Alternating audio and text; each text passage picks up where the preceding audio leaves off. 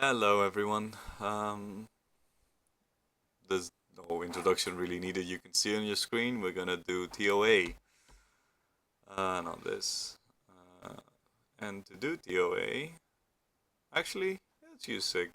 This is my auto comp for most of ToA. I switch out the four monsters are kind of standard, and then you switch. I switch out Sigmarus for Thrain, the Dark Grim Reaper, or Spectra, the Fire Griffin. And for some boss floors, I switch out Veramos for Verdahile. So, and by the way, this comp is mine.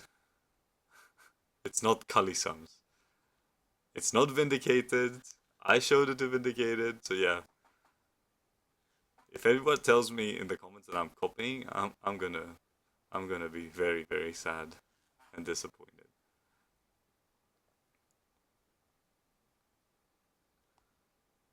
Okay. I to be honest, I normally I would auto this, but I'm showing you like the skills that you should probably use in every instance. Uh, the Arnolds are pretty important to die here because all the Briens are gonna do is they're just gonna help you kill him. So there's no point in killing the Briens. Just kill the Arnolds and the what's his name, the water, whatever. Definitely kill the water guy. He's gonna die to dots. Uh, Stuff that is going to die to dots, make sure, absolutely sure that it is. Like, and if there are healing stuff, healing. See this Arnold now. I didn't check his attack bar, and he extorted. If this was 80, that might have. Yeah, I don't know. In this situation, probably wouldn't have. I wouldn't have minded even at 80. But if it was a slightly different situation with more stuff alive, if I had, since I didn't pay attention to that, that could have proven fatal or delaying, and delays are annoying, especially when you're dealing with trash. So,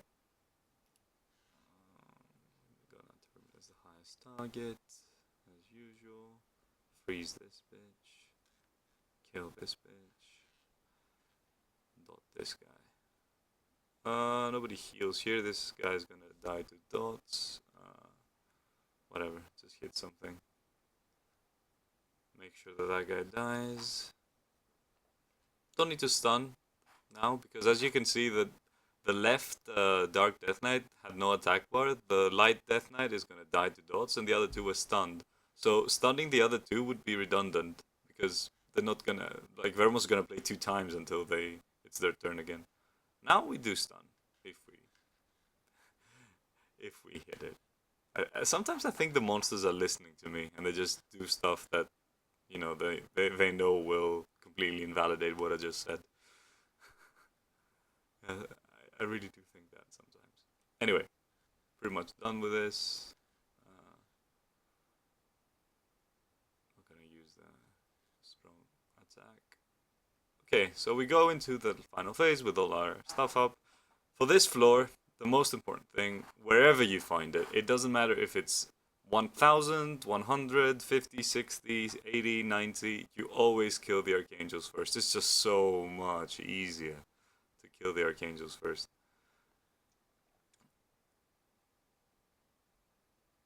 So we have Brienne for the healing debuff.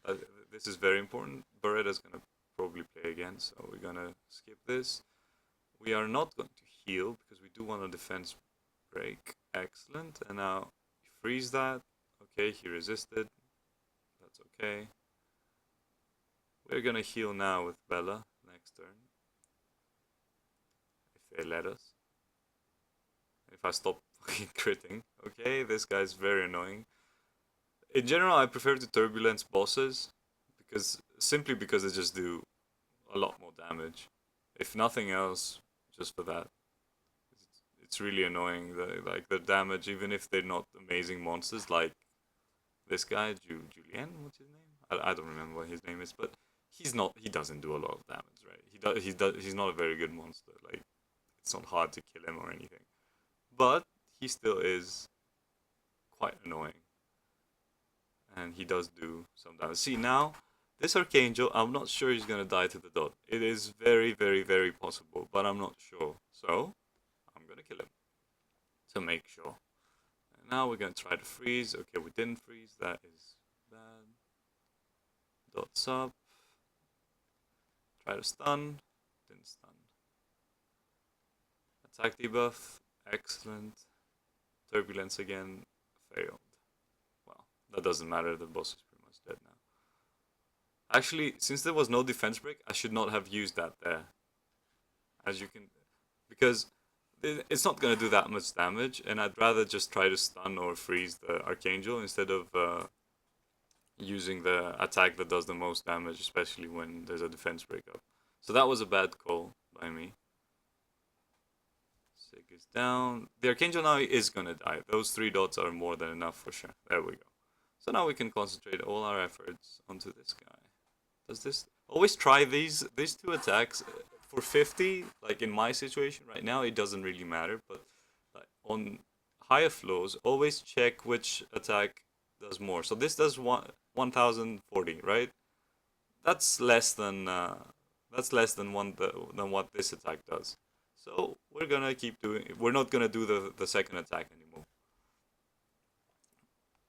But always check. For example, I know that Phoenix Fury does more damage than the other one. Seize does more damage than defense break. Since the monster has 2 turns of defense break on, there's no point in putting defense break up again. Might as well just use Seize for that extra oomph. You're gonna say, so little damage, what does it matter? I have lost at like, let me show you. Does the cursor? Yeah, I've lost matches here in this percentile of the boss's health. So don't tell me that it doesn't make a difference. You have to be totally focused. That's why you don't auto as well. Like this boss can't really do anything to me, but other bosses might be able to. So I'd rather not help him out.